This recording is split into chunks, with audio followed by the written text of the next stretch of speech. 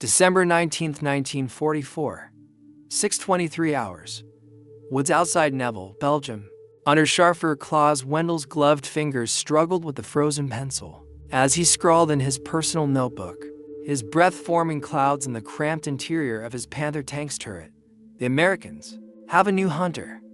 We hear them, but never see them. By the time we traverse our turret, they are gone. 3 of our Tigers were destroyed yesterday.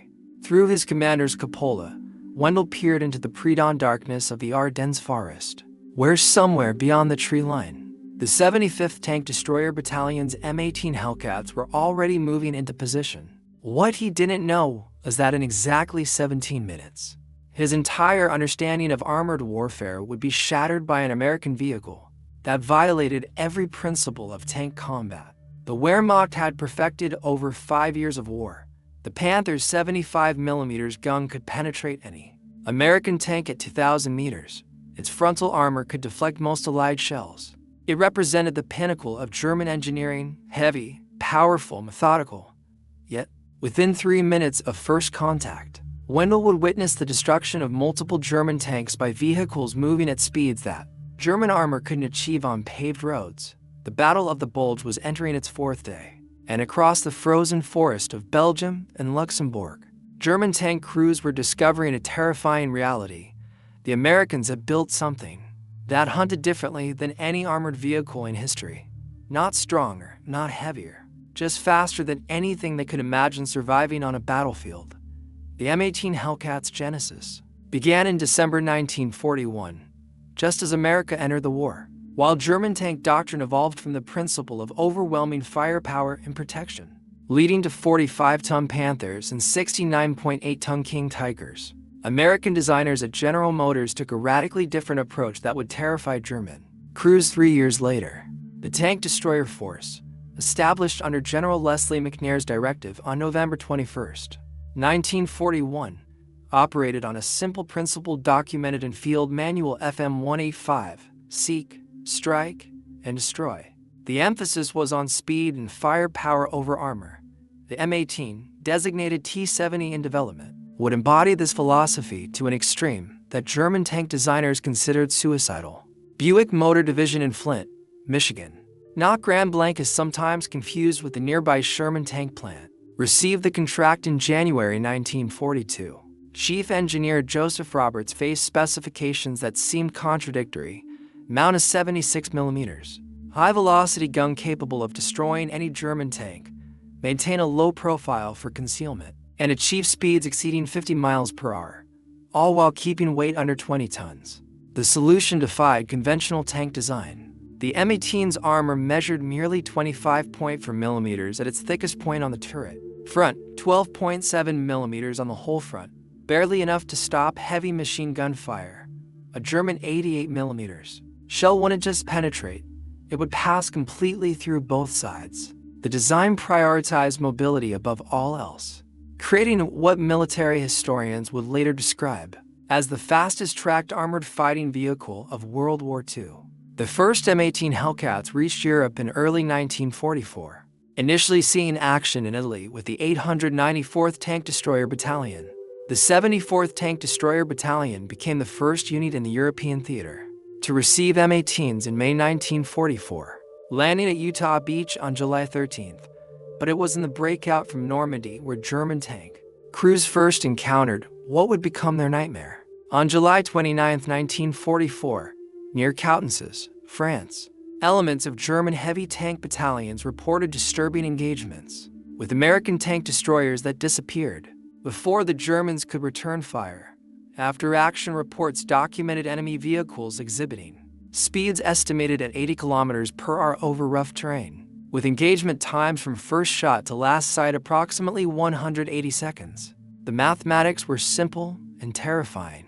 A Panther tank's turret required 60 seconds to complete a full rotation. Its maximum speed was 30 miles per hour on roads, 15 miles per hour cross-country.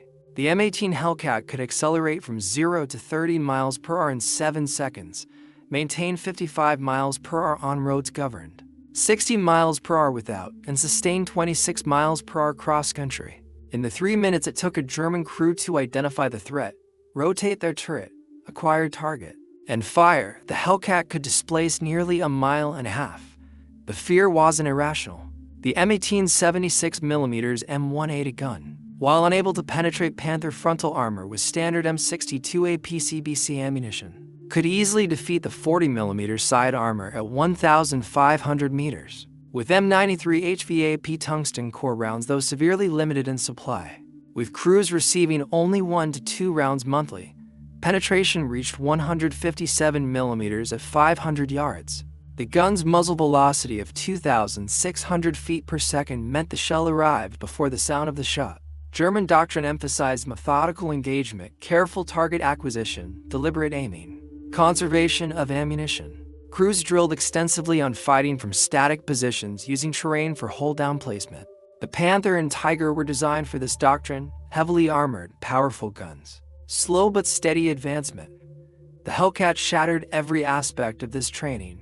M18 crews were taught at Camp Hood, Texas, established specifically as the Tank Destroyer Tactical and Firing Center on 158.76 acres, to never remain stationary for more than 30 seconds after firing. The motto "Speed is Life" became standard doctrine, where German doctrine emphasized the decisive shot. American Tank Destroyer doctrine preached shoot and scoot. Between July 1943 and October 1944, Buick's Flint, Michigan plant produced exactly 2,507 M18 Hellcats, far fewer than the originally planned 8,986 vehicles. The production included 6 pilot models, an initial contract for 1,000 vehicles, and a final order of 1,507 units. Peak monthly production reached 267 units in November 1943. This production rate, while modest compared to Sherman tank output, still exceeded German Panther production. While Germany struggled to produce 90 Panthers monthly by late 1944, American factories had already completed the entire Hellcat production run. The disparity meant that while German crews knew each lost Panther or Tiger was essentially irreplaceable, American forces could rapidly replace any losses. The M18 featured a Wright R975 radial engine originally designed for aircraft. The breakout from Normandy in August 1944 provided the first large-scale demonstration of Hellcat doctrine during Operation Cobra. Beginning July 28, 1944, the 603rd Tank Destroyer Battalion, which had received M18s in October 1943 and landed at Utah Beach July 21st to 22nd, participated in the sweep through Brittany. The 74th and 75th Battalions, also equipped with M18s, joined the rapid advance. Traditional tank warfare would have dictated careful, covered approaches and sustained firefights. Instead, M18 crews executed what became known as rapid flanking attacks, using their superior speed to strike from unexpected directions. Before German turrets could traverse to meet the threat, the Battle of Ericourt, fought September 18th to 29th, 1944, not October as sometimes misreported, near the Nancy Bridgehead across the Moselle River, demonstrated the M18's potential when properly employed. The 704th Tank Destroyer Battalion, attached to the 4th Armored Division's Combat Command Day, faced elements of the German 113th Panzer Brigade in conditions that should have favored the defenders. On September 19th, Lieutenant Edwin Leeper's platoon engaged German armor in heavy fog at extremely close range, visibility limited to 30 feet. In the first 5 minutes, his M18s destroyed 5 German tanks while losing just 1 vehicle. The engagement continued with 10 additional enemy tanks destroyed for the loss of 2 more M18s. Captain Tom Evans earned the Distinguished Service Cross after personally manning a disabled M18's gun to destroy enemy Panzers. The overall results at Ericourt were staggering: 39 German tanks destroyed for M18 tanks destroyed and 3 damaged. A 5.6 to 1 kill ratio that validated the tank destroyer concept. The Battle of the Bulge in December 1944 became the Hellcat's most legendary proving ground.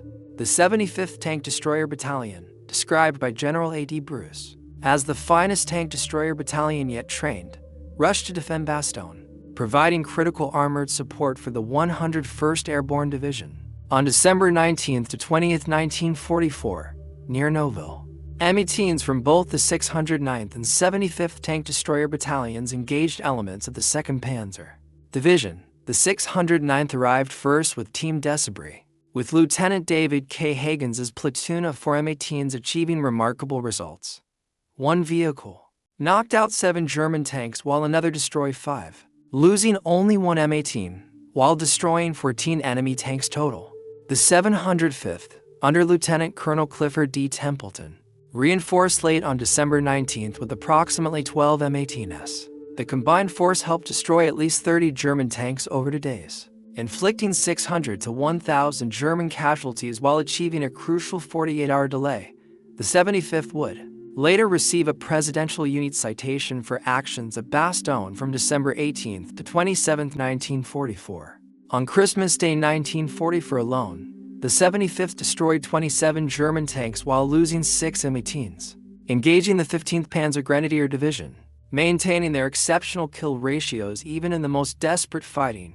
Overall, during the siege of Bastogne, the 75th destroyed approximately 40 German tanks for 6 M18 losses, achieving a 6.7 to 1 kill ratio. The Hellcat's advantages increased in adverse conditions. While German heavy tanks struggled in mud and snow, the M18's lightweight and low ground pressure allowed it to maintain mobility.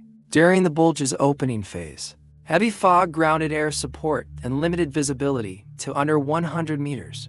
German doctrine relied on long-range gunnery superiority, now negated.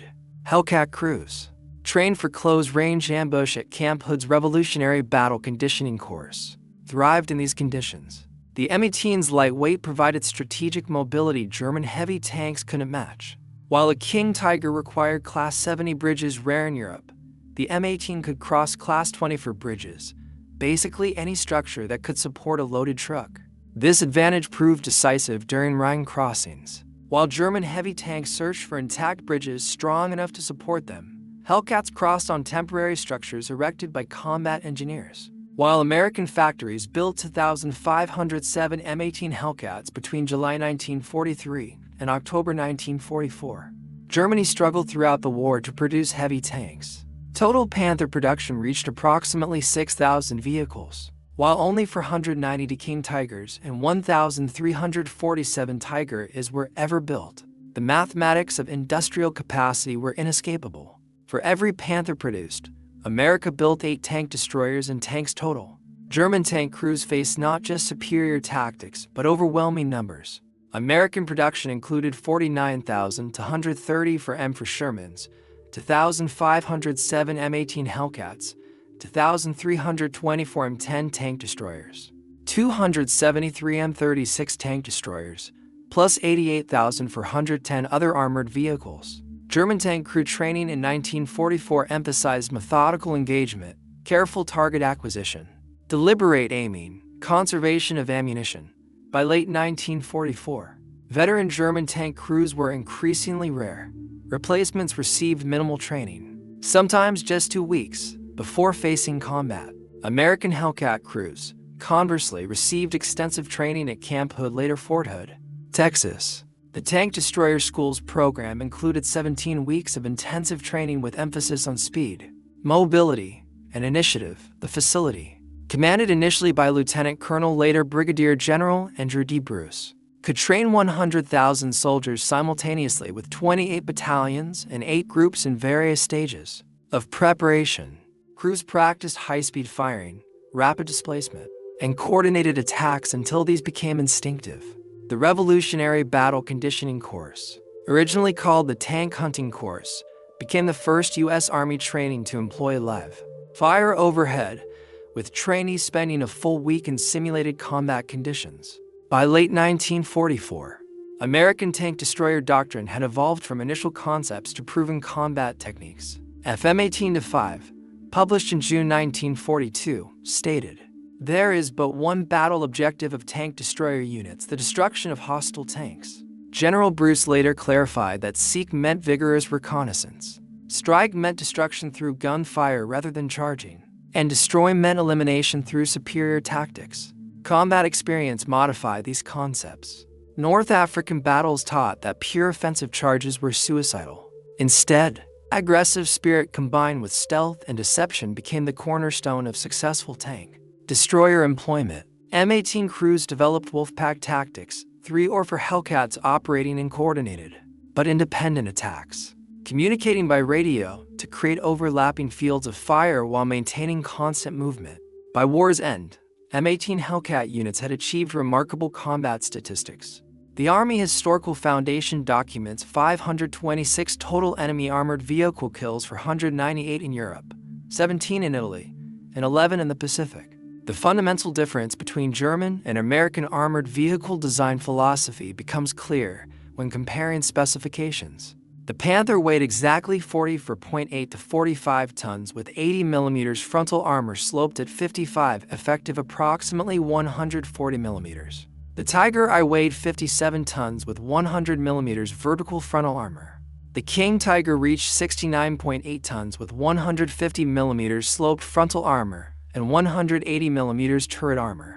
Beyond speed, the M18 demonstrated superior mechanical reliability compared to German heavy tanks.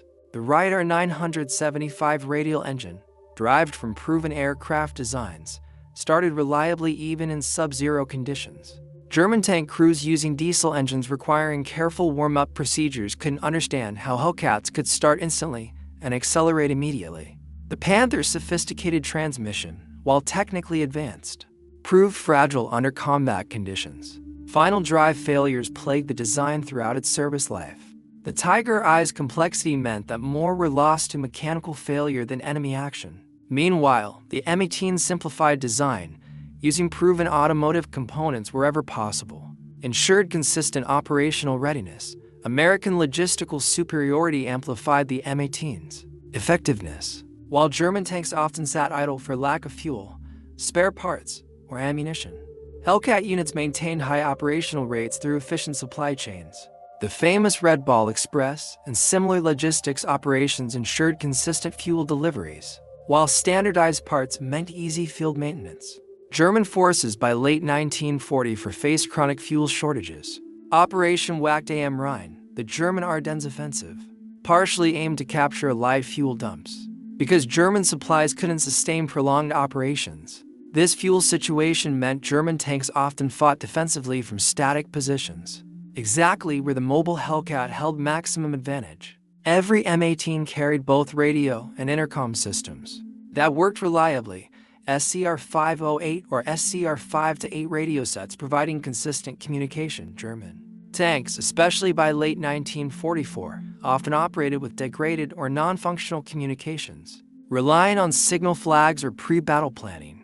This seemingly minor detail had major tactical implications.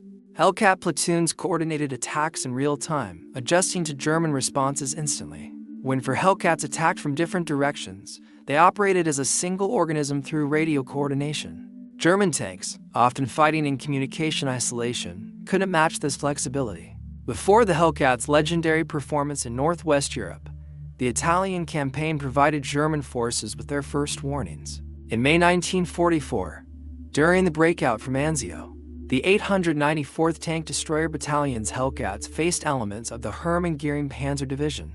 The terrain, rolling hills with vineyards and stone walls, should have neutralized the M18's speed advantage. Instead, it amplified their psychological impact.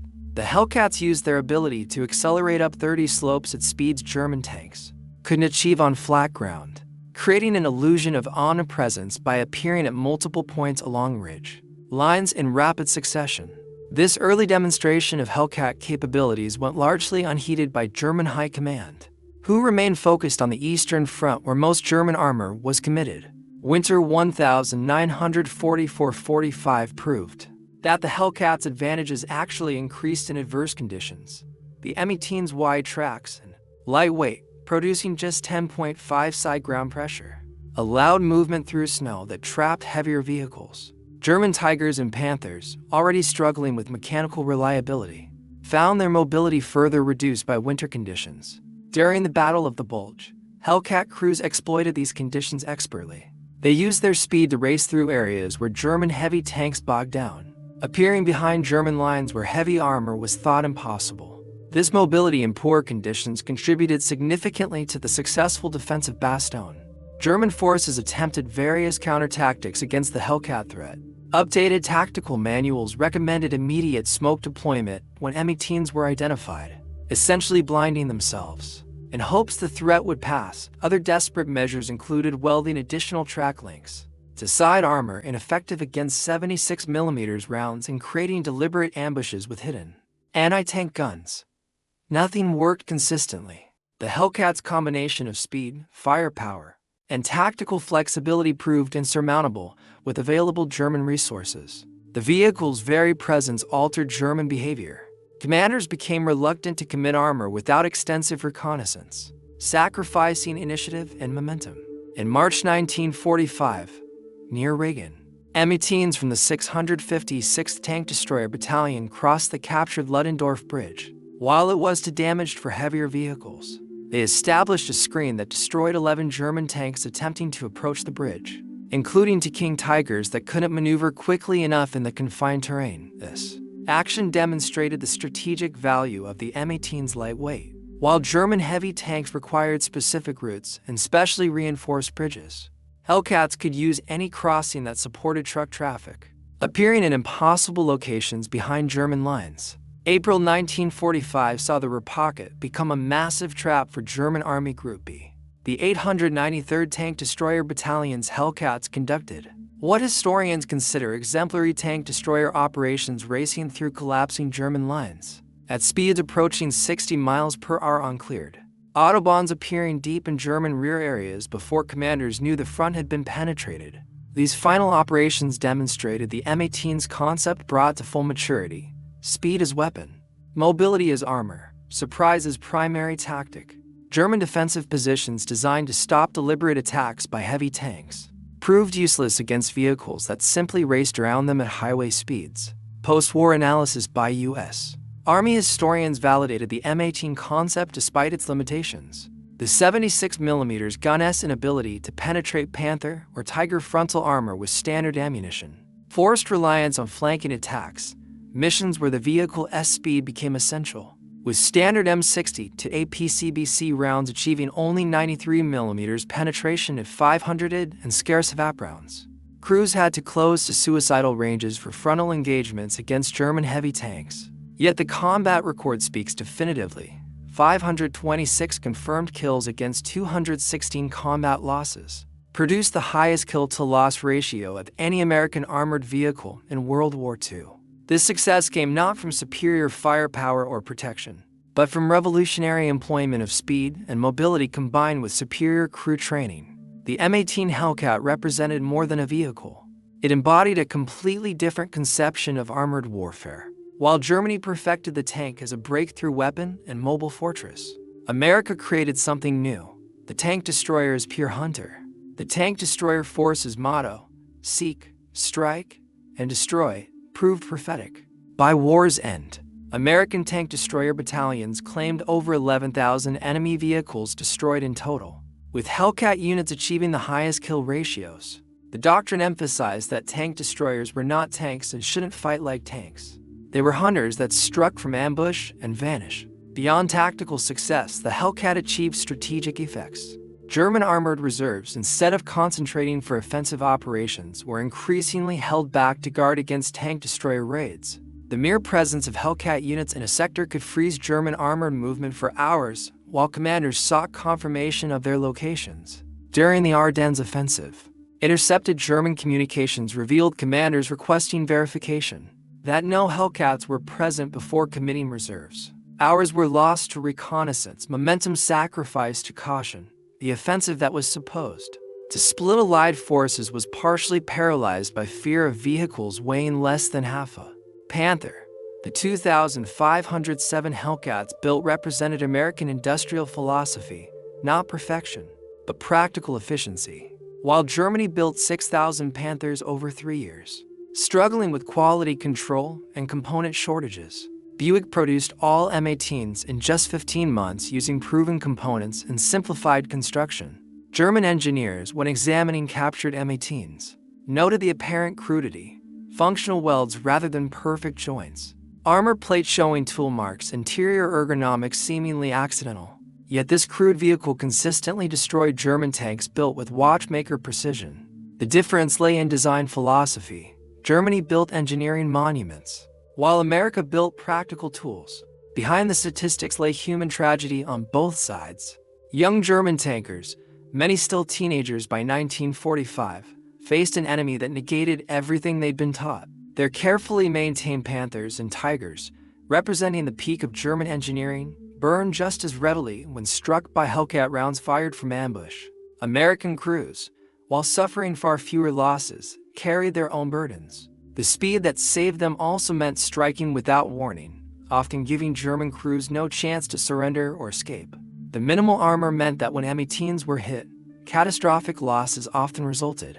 Though the open-top turret design actually improved crew survival rates to over 80% compared to just 35% for German heavy tank crews. The M18 Hellcat's influence extended beyond World War II. Post-war armies studied its employment, recognizing that mobility could trump protection in certain circumstances. Modern military doctrine's emphasis on shoot and scoot, rapid displacement, and mobility as a survival technique all trace roots to M18 employment in 1944-45. Today, at Fort Moore, formerly Fort Benning, a restored M18 Hellcat stands at the Armor School entrance. Its plaque commemorates it as the fastest armored fighting vehicle of World War II and proof that American ingenuity and mass production could defeat sophisticated enemy tanks through speed and tactical innovation. The final accounting of the Hellcat's impact, production totals, manufactured 2,507. Production period, July 1943 to October 1944, 15 months. Peak production, 267 units, November 1943. Unit cost, $57,500, 1,943 United States dollars. Production location, Buick Division, Flint, Michigan. Performance, maximum speed, 55 miles per hour governed, 60 miles per hour ungoverned. Acceleration, 0 to 30 miles per hour in 7 seconds. Range, 100 to 105 miles. Power to weight ratio, 20 to 20.5 horsepower per ton. Ground pressure, 10.5 psi. Combat record, enemy vehicles destroyed, 526 confirmed. M18's loss to enemy fire, 216. Overall kill ratio to 0.4 to 1. European theater ratio to 0.3 to 1. Comparative German tank specifications, Panther, 44.8 to 45 tons, 15 horsepower per ton, 30 for miles per hour maximum. Tiger 1, 57 tons, 100 millimeters frontal armor, 1,347 produced. Tiger 2, 69.8 tons, 150 millimeters frontal armor for 192 produced. The supreme irony of the Hellcat story is that German doctrine created the conditions for its success. By building increasingly heavy tanks, Panthers, Tigers, King Tigers, Germany created slow, road-bound targets perfect for Hellcat tactics. Had Germany continued developing lighter, mobile tanks, the Hellcat's advantages would have been minimized. Every ton added to German tanks made them more vulnerable to American tank destroyers. The pursuit of invulnerable super tanks created vehicles that couldn't respond to high-speed warfare. In building fortresses, Germany became vulnerable to enemies that fought like cavalry, racing cars with guns that struck and vanished before retaliation was possible. The M18 Hellcat proved that victory doesn't require the best equipment. It requires the right equipment properly employed. German crews and their magnificent Panthers and Tigers were defeated by American crews and vehicles that seemed impossibly vulnerable. It remains one of history's great examples of doctrine defeating technology. Military historian Stephen J. Zaloga characterized the M18 as poorly balanced while noting its success was attributable to the training and dedication of its crews, not to its ill-conceived design. Yet, this assessment misses a crucial point. The poor balance of extreme speed over armor protection was precisely what enabled the revolutionary tactics that produced the highest kill-to-loss ratio of any American armored vehicle in World War II. For German tank crews in 1944-45, 3 minutes was all they had. 3 minutes from the first sound of high-revving engines to the impact of 76mm rounds. 3 minutes to identify the threat, traverse their turret, acquire target, and fire. While the Hellcat was already racing to its next position at 55 miles per hour. 3 minutes that usually ended with their tank burning and the Hellcat vanishing into the distance, seeking its next victim. The Hellcat proved that in modern warfare, speed doesn't just kill, it renders strength irrelevant. The German crews who survived those 3 minutes learned a lesson that would reshape armored warfare doctrine. Sometimes the best armor is not being where the enemy can shoot you. Sometimes the most powerful gun is the one that fires from where the enemy doesn't expect. Sometimes the greatest victory comes not from building the strongest tank, but from building the right tank for the war you're actually fighting. And those 3 minutes laid the difference between old thinking and new, between fighting the last war and fighting the current one, between perfection and pragmatism. The M18 Hellcat, under-armored, outgunned by German tanks, dismissed by some as poorly designed, achieved what German super tanks could not: battlefield dominance through speed, training, and revolutionary employment. For German tank crews facing M18 Hellcats, 3 minutes was a lifetime for most. It was all the lifetime they had left.